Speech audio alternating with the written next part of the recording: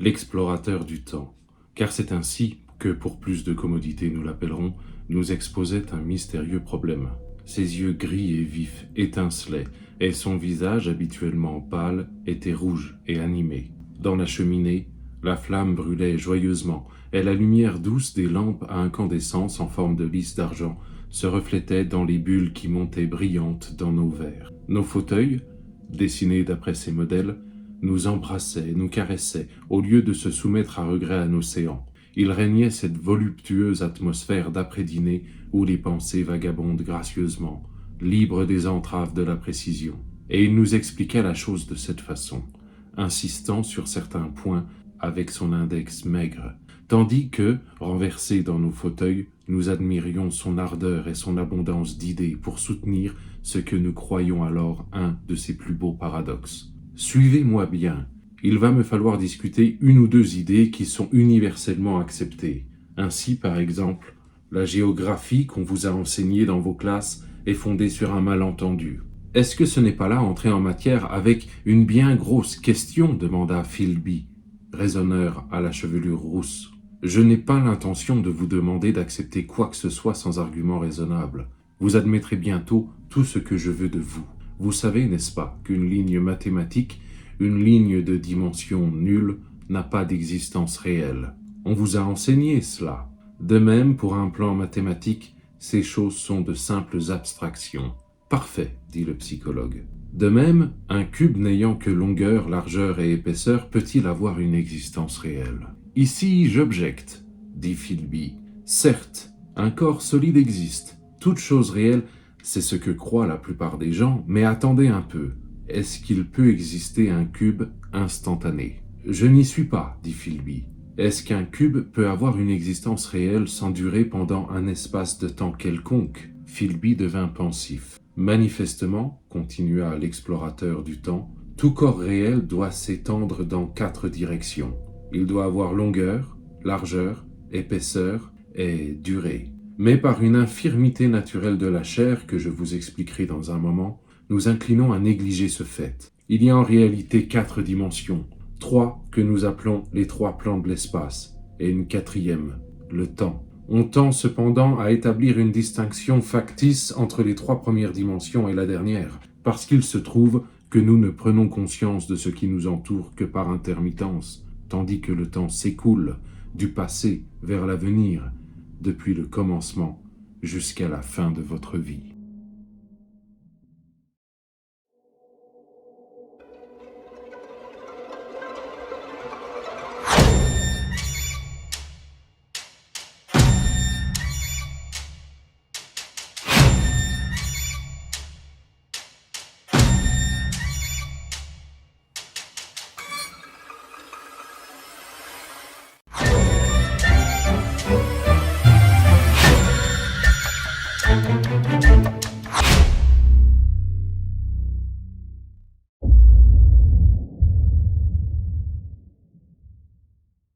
Bonjour, bienvenue sur cette chaîne, merci à toi de passer dans le coin. Aujourd'hui, je réalise la catégorie des bobines en bobine du challenge lecture en cours sur cette chaîne, lire une œuvre adaptée au cinéma grâce au roman La machine à explorer le temps de H.G. Wells.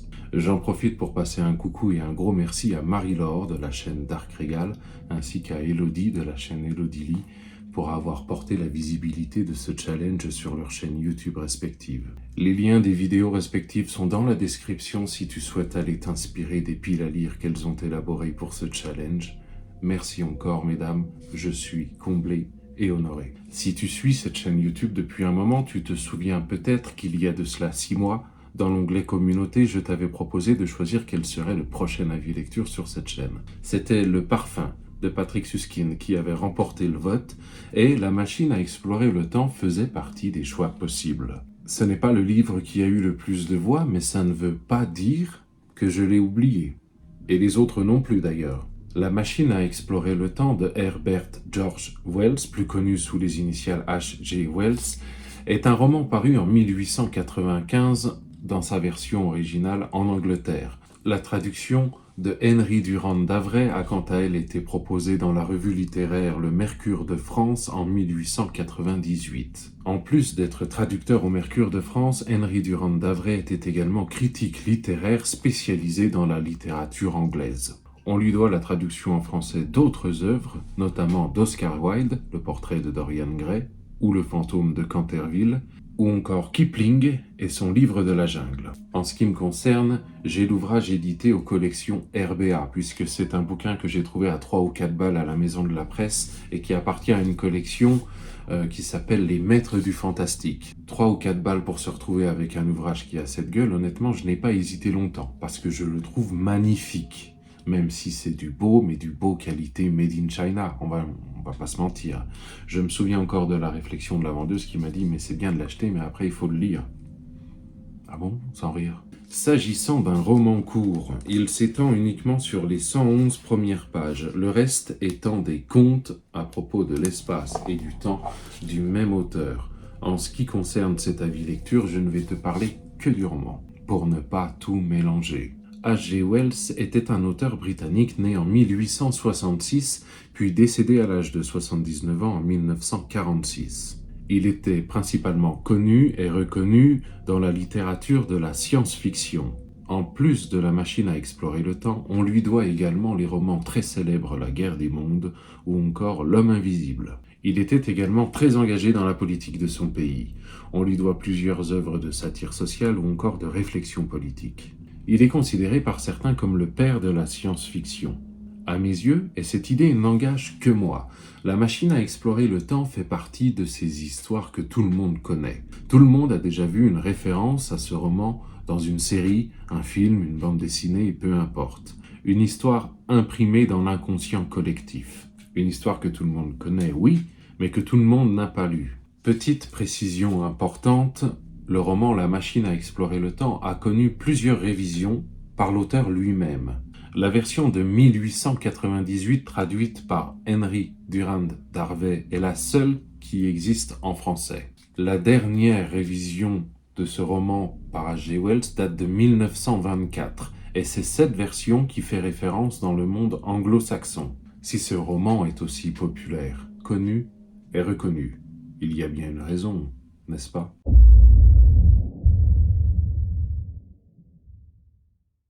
Nous sommes à Londres à la fin du XIXe siècle. Un groupe d'amis de la haute société, plutôt intellectuelle, se réunissent dans la maison d'un savant, dans laquelle ils sont invités à dîner. Ce savant, dont le nom demeure inconnu puisqu'il est nommé dans le récit l'explorateur du temps, commence à leur parler des 3 dimensions, que tu connais toi aussi, longueur, largeur et hauteur. Existe-t-il une 4e dimension? Et si elle existe, quelle est-elle? Le savant considère que la 4e dimension est le temps. Nous nous retrouvons donc avec 3 dimensions plus une 4e dans laquelle il nous est impossible de nous mouvoir. Le savant prétend avoir mis au point une machine lui permettant de voyager indifféremment dans toutes les dimensions de l'espace et du temps. Autant te dire qu'à ce moment-là, ses amis sont plutôt sceptiques. Mais tout change lorsque le savant amène un petit objet pas plus gros qu'une boîte à musique, un prototype. Lorsqu'il pousse le minuscule levier de ce prototype, il disparaît. Ses amis sont persuadés qu'il s'agit là d'un tour de passe-passe. Il y a un truc, très bien. Dans ce cas, l'explorateur du temps convie tous ses amis la semaine prochaine, où il pourra leur démontrer que le voyage dans le temps est bien une réalité. Lorsqu'il débarque à l'heure du dîner, il est absent. Il n'y a que la bonne pour les accueillir. À 7h30, il décide de passer à table et de ne plus l'attendre puisqu'il serait bien dommage de laisser le dîner se gâter. Et c'est là que le voyageur du temps apparaît de nulle part. Ses vêtements sont poussiéreux et sales, souillés de taches verdâtres aux manches. Sa chevelure est emmêlée et il a une profonde entaille au menton. Profonde oui, mais bizarrement, cette entaille semble déjà à moitié refermée. Il demande à boire, il est assoiffé. Il demande à se laver et à se changer. Et quand il revient, il est prêt à tout raconter. Mais à une seule condition. Il ne doit en aucun cas et sous aucun prétexte être interrompu. Ainsi démarre le récit du voyageur du temps, qui l'a conduit jusqu'en l'an 802 701, où il s'attendait à faire la découverte de progrès scientifiques et technologiques hors du commun. Mais l'histoire qu'il raconte est bien plus triste.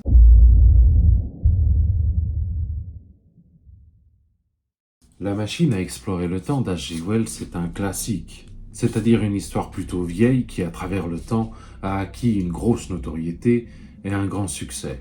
Et comme à chaque fois que je me lance dans la lecture d'un classique, j'ai toujours cette même crainte. Est-ce que ça va être chiant? Et je me trouve moi-même assez navrant de partir avec cette réticence, puisque bien évidemment ça peut être extrêmement pénible.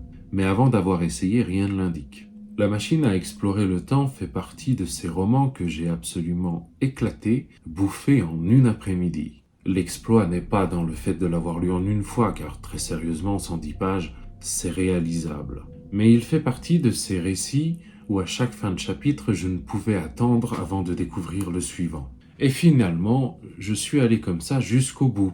J'ai trouvé la plume d'H.G. Wells beaucoup plus datée que celle de Jules Verne, dont je t'avais déjà parlé sur cette chaîne pour son roman Voyage au centre de la Terre, ce qui représente un défi quant à la compréhension supérieure. Mais néanmoins, je l'ai trouvé beaucoup plus accessible que celle d'Orson Welles pour son roman 1984, dont je t'avais parlé également, et qui est beaucoup plus contemporain. J'ai adoré découvrir, ou plutôt redécouvrir, cette histoire. Ce que j'ai apprécié dans ce format du roman court, c'est que finalement, au bout de 3 chapitres, tu as déjà l'explorateur qui te fait part de ses aventures qu'il a vécues en 802 701.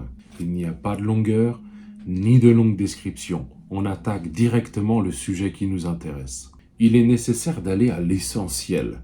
Si tu veux raconter tout ce que tu veux raconter mais que tu n'as que 110 pages, alors il ne vaut mieux pas traîner. C'est un récit d'ailleurs retranscrit à la première personne du singulier puisque c'est l'explorateur du temps lui-même qui fait part de ses aventures à ses camarades. Ensuite, j'ai beaucoup apprécié cette audace de voyager si loin dans le futur. L'an 802 701, c'est le futur du futur du futur. C'est-à-dire que là, le voyageur du temps, il n'est pas allé en l'an 4000. Il est allé beaucoup plus loin. Et également très audacieux de raconter que ce qu'il découvre dans ce futur est extrêmement décevant pour lui. Je veux dire qu'il aurait été beaucoup plus facile pour H.G. Wells d'offrir un récit avec des objets qui volent de partout et où les hommes bouffent de la gelée pour combler l'ensemble de leurs besoins nutritionnels tout en éradiquant toute trace de maladie. J'ai aimé que ce voyage temporel se solde par la découverte de la régression de l'humanité. C'est là qu'interviennent les premières critiques de l'auteur, celles qu'il place dans l'importance du savoir. L'humanité est allée tellement loin dans l'adaptation de son environnement à ses besoins que finalement, la Terre elle-même est un espace modelé à son épanouissement. Être fort ne sert plus à rien. Être courageux ne sert plus à rien. Être curieux ne sert plus à rien. Être intelligent ou du moins capable de réfléchir ne sert plus à rien. La maladie elle-même n'existe plus et il n'y a plus aucun enjeu de survie. Finalement, en 802 701, l'être le plus évolué, c'est l'explorateur du temps lui-même. Peut-être qu'il n'y aura que moi qui aurai cet avis, mais je trouve qu'offrir un voyage de 800 millénaires en avant et se retrouver face à des découvertes décevantes, H.G. Wells est plutôt couillu. Également présente dans le récit une critique politique et sociale. L'humanité a évolué en 2 espèces distinctes. Il y a tout d'abord ceux qui vivent à la surface dont le quotidien est rempli d'oisiveté, qui n'ont rien à faire si ce n'est de jouer et qui ne se réunissent que pour manger et dormir. Le voyageur les nomme les Éloïs, mais il y a également ceux qui vivent sous terre, cloîtrés, et qui en sont revenus au stade animal, les Morlocks.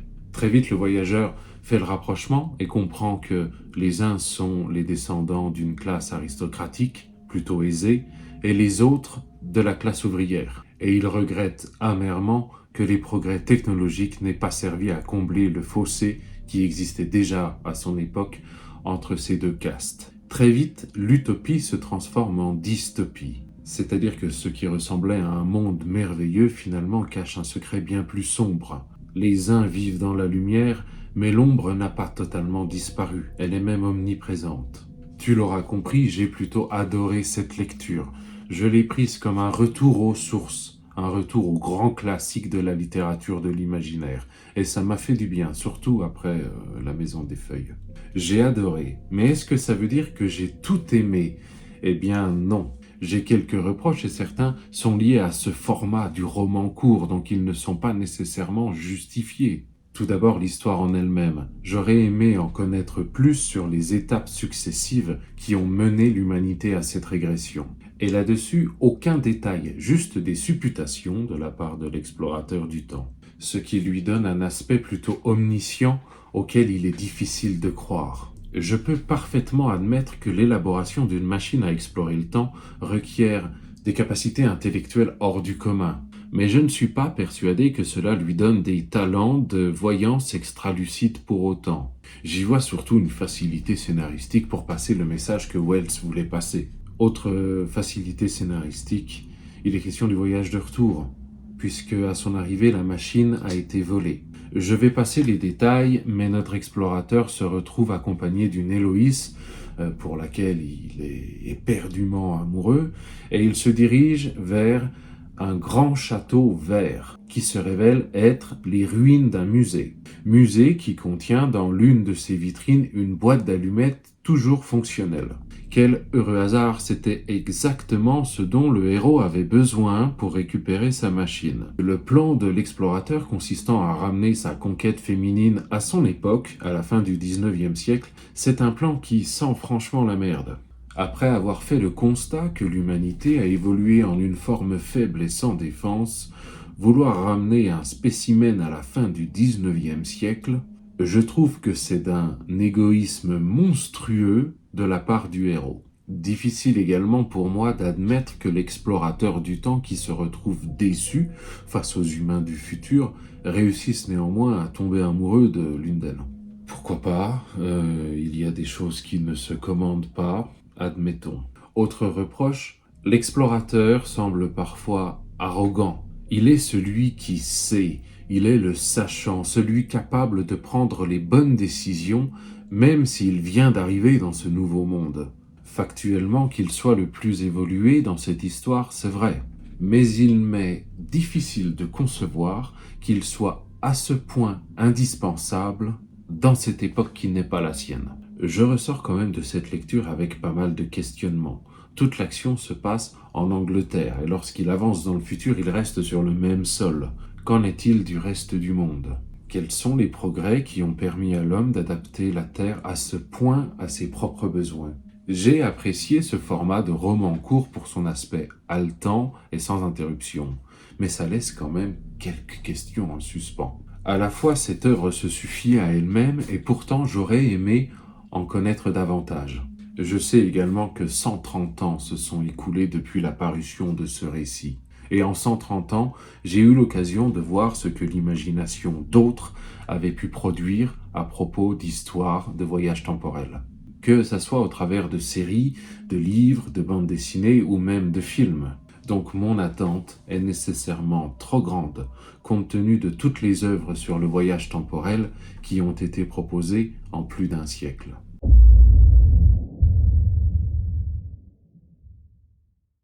Est-ce que je te recommande La machine à explorer le temps d'H.G. Wells ? Oui, sans aucune hésitation.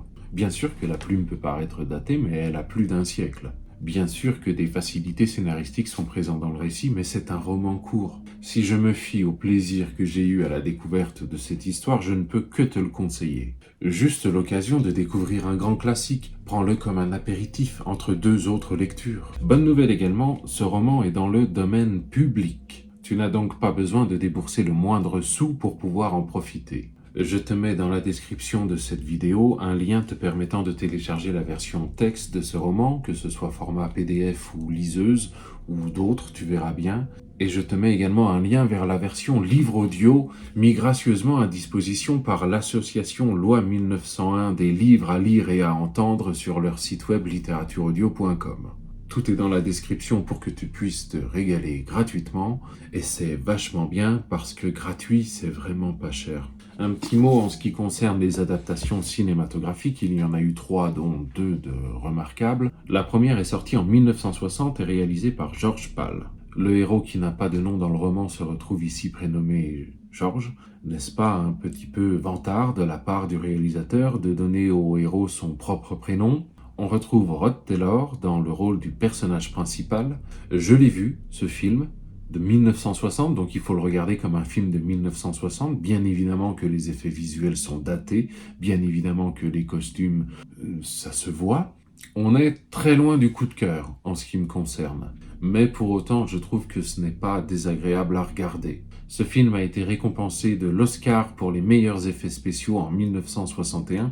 C'est vrai qu'il fonctionne pas trop mal, même encore pour aujourd'hui, même si tu sais parfaitement comment ces trucages sont faits. Les costumes, ils fonctionnent beaucoup moins bien. C'est probablement l'adaptation la plus fidèle du roman, mais tout ce qui concerne les critiques politiques et sociales sont complètement effacées. On est dans un produit hollywoodien pur divertissement. C'est sympa à regarder, ça ne casse pas non plus trois pattes à un canard. Si t'as l'occasion de le voir, vas-y, fonce. Petite anecdote marrante, en regardant ce film, je me suis dit, tiens, c'est marrant, on dirait la voix de Roger Carrel. Et en fait, c'est parce que c'était la voix de feu Roger Carrel. Vraiment, j'adore Roger Carrel. Autre adaptation, sortie cette fois-ci sur les écrans en 2002, réalisée par Simon Wells, qui n'est autre que l'arrière-petit-fils de H.G. Wells lui-même.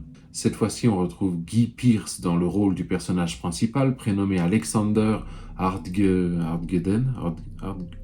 quelque chose. C'est une purge. L'action est transportée à New York, le personnage principal a inspiré Albert Einstein lui-même.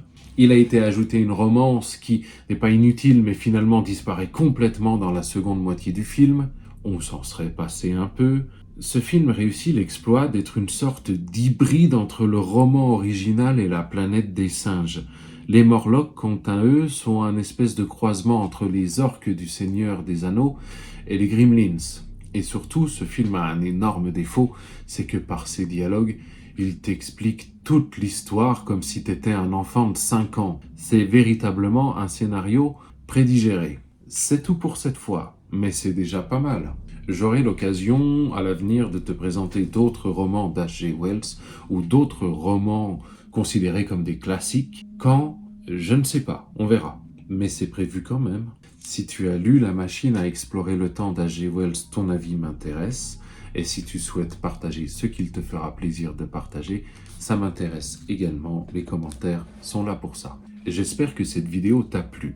Si ce n'est pas le cas, je m'en balance. Si tu souhaites me soutenir, tu peux le faire en laissant un pouce en l'air à cette vidéo, en la partageant et en t'abonnant si ce n'est pas encore fait. Si tu ne le souhaites pas, pas de problème. Et si tu souhaites me nuire, tu peux mettre un pouce en bas ou te désabonner. Et de mon côté, j'essaierai de faire semblant d'en avoir quelque chose à foutre.